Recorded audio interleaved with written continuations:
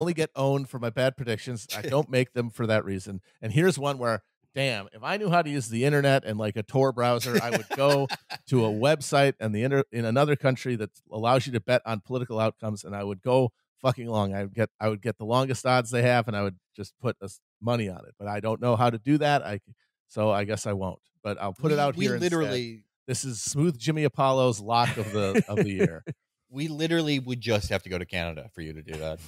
Oh, really? Okay. Because the more I think about it, the more, I mean, not only do you have the fact that he's got the money to buy the name recognition he needs, because like that's the thing that's going to keep Brandon from beating off any challengers is that there's no machine to make national Democratic figures anymore as anything other than boogeymen. So that can't come naturally. It has to be seeded with cash, basically, which would not only allow him to buy public awareness, but even more importantly, it would allow him to buy the influence and secure the cooperation of all of the apparatchiks within the Democratic Party and its consultant networks and its media arm like MSDNC, and assure them, hey, I know why you guys went against Bernie. It's because you were afraid he was going to fire you.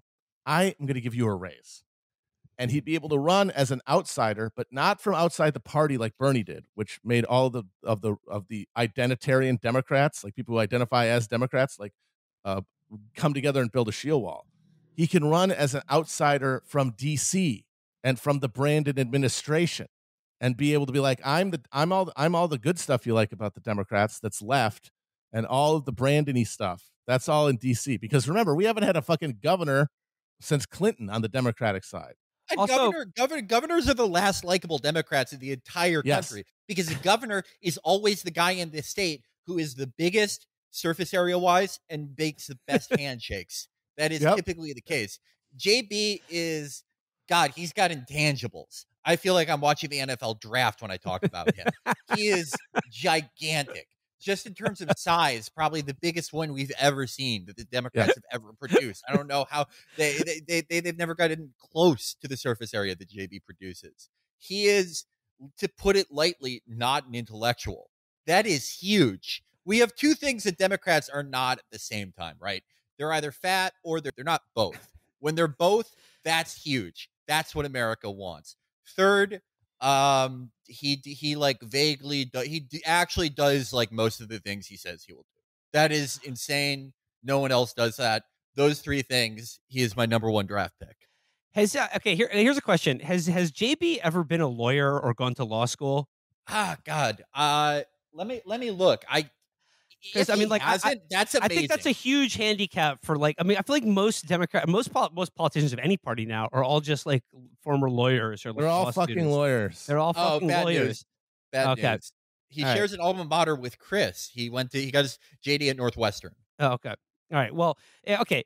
Can't escape law. Can't tick off that box untainted by the legal system. But I will say, there is absolutely no chance that he could redirect a Secret Service limousine by lunging towards the wheel, because he's not getting through that space. If they can get him in the limousine, I mean, like, that's good enough. He's trapped. He would be able to kinetically engage his body in such a way to like just burst through and get that just from sheer will. I think it would be like a Bane type thing. I think he's wondering what's the purpose of kicking somebody out of a limo that's about to turn over. But I honestly think, like, if he wouldn't even really have to even take it to the people, because Biden has no natural constituency. There's nothing but Biden commands no loyalty. He is just the Weekend at Bernie's corpse that a particular cadre of Democratic insiders are using. He's the skin man that they wear. So if JB offers them a better deal, they'll absolutely usher him out the door. They'll fucking fill his mouth with pudding, and they'll set him down in front of a TV, and they'll show him clips from when he used to be president, and he won't know the difference. All right, as long as okay, now we're the official odds makers here. You know, like, it's just purely for intellectual and financial remuneration. Let me complicate the JB's rise to, you know, viceroy of the upper Midwest of America, or whatever, you know, the JB Imperium. Let me complicate that. Out there's a player on the bench. You know what's coming? Hillary Clinton. Whoo! Hillary Clinton, I mean, come on, it's her time. It's the funniest outcome. It's her time. It's her time. The funniest outcome has guided us the most. I remember it was like mid 2015 when Felix said Biden winning is the funniest outcome, and I think it's going to happen. And then we all convinced ourselves that Bernie had a chance, because of the way it shaked out. But it turns out he was right there. Funniest outcome is going to win. And man, Hillary coming back for a fucking rematch and then losing again. Mwah. Okay. Well, if Hillary won the presidency by 0.79 points, and then 3 months in, the Supreme Court's like, yeah, actually, this lawsuit by the Solicitor General of Oklahoma, where he wants to kill the president, is okay, and we're making it so this guy, this guy named Kevin Schlegs, who's won an election in Oklahoma with 7,000 votes in a Republican primary, gets to just shoot Hillary in the head.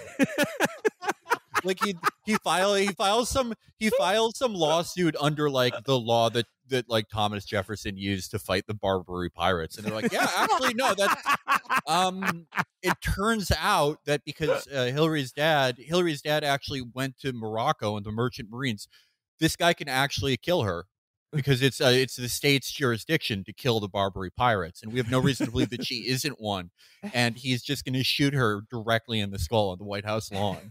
And then it will be the most fundraising emails ever. It'll be like Nancy Pelosi will still be speaker. It'll be like, Felix, my heart is racing. When I heard that they're killing an American president legally, I thought we need to get out and vote this midterm.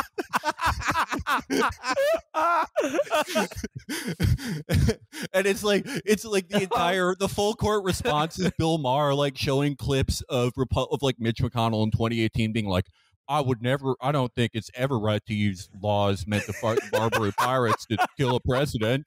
And they'll be like, oh, well, what about that? Okay. Looks like you said that.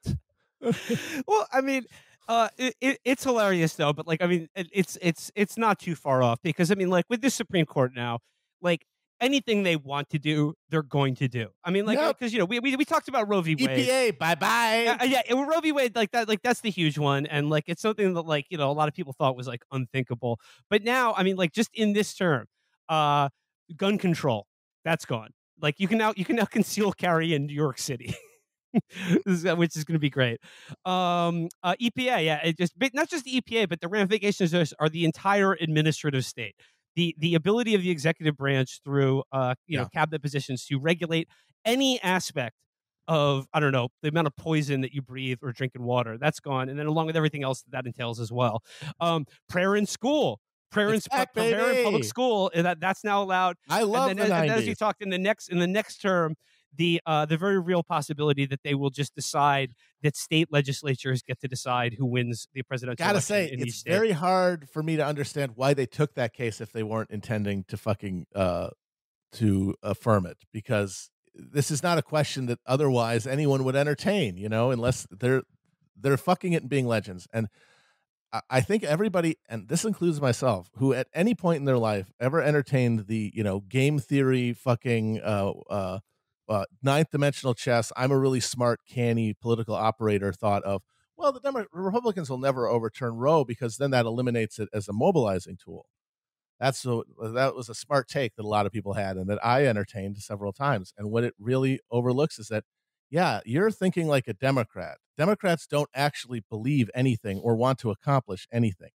Republicans actually represent, throughout its entire corpus, up to Supreme Court justices, a coherent set of policies moving towards a goal, which means that when you get them in a position like the Supreme Court, they're not going to think tactically.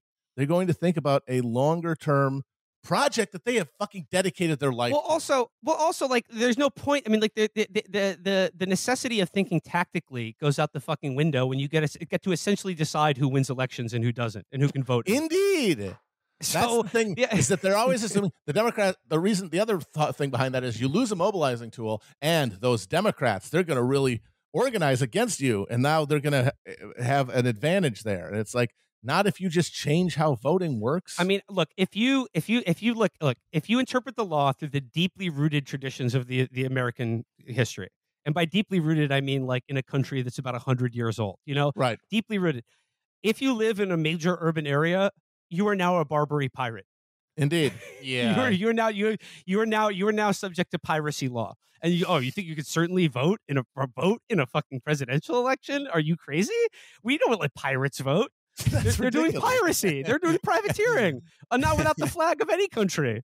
This idea that there's going to be some sort of like, I mean, it puts the absolute hopelessness to like, okay, vote now more than ever. And I guess like maybe there's some truth to that, because it may be the last time you're allowed to do so. Indeed. I mean, the thing is, like, you can't get mad at a certain point. If you're mad at the Democrats for saying don't vote or just go out and vote, it means that you were expecting something else to happen, that you had some belief that in its deepest reserves, when pressed to a real like moment of truth, that the Democrats could rise to an occasion. Like, you had that belief, and that's okay, but you have to accept that that's what that was.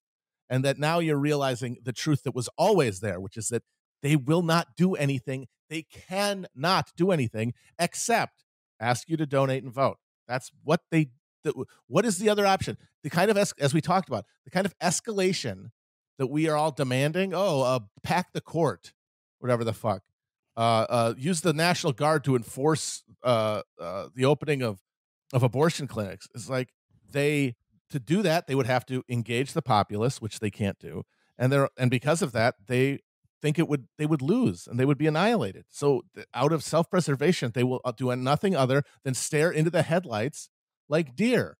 And if you expect anything else from them from now on, then you're just willfully like re-enchanting yourself so that you can think somewhere in your heart, yes, voting will make a difference, because maybe something will happen. Some change will occur that will reveal that, oh yeah, these people actually, the Grinch did have a heart the whole time. Yeah, I mean, if we're going to take the last three major rulings, right, which are, or the ones that people are upset about, at least, and rightfully so. I mean, Roe v. Wade, the states don't have to have presidential elections, and the deconstruction of the administrative state.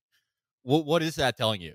That's telling you that one side of American politics is, they're not just saying, let's kill the golden goose. They're saying, we're killing the golden goose because it's out of eggs. There's nothing left. There's no future. Yeah. We're going to squeeze the last bits of pulp out of the orange and then throw the rind at you because fuck you. Yeah. And then we're going to have... It's not encouraging. It's not encouraging. And the Democrats aren't good enough performers to go up there and say, no, the goose still has a little bit in it. Yeah. No, let's keep this goose going. Yeah, She's healthier we're than really ever. useful for you. The Democratic Party as a dance partner, we're doing so much for you. And they realize, no, you have no institutional legitimacy in any sense. So we can just take all of this, and then they will. And the thing is, if you're really scared of that in like a hopeless sense of like, this is the apocalypse, this is going to be the end of the world or the Handmaid's Tale, it's because you fundamentally have no faith in people. You know what I mean?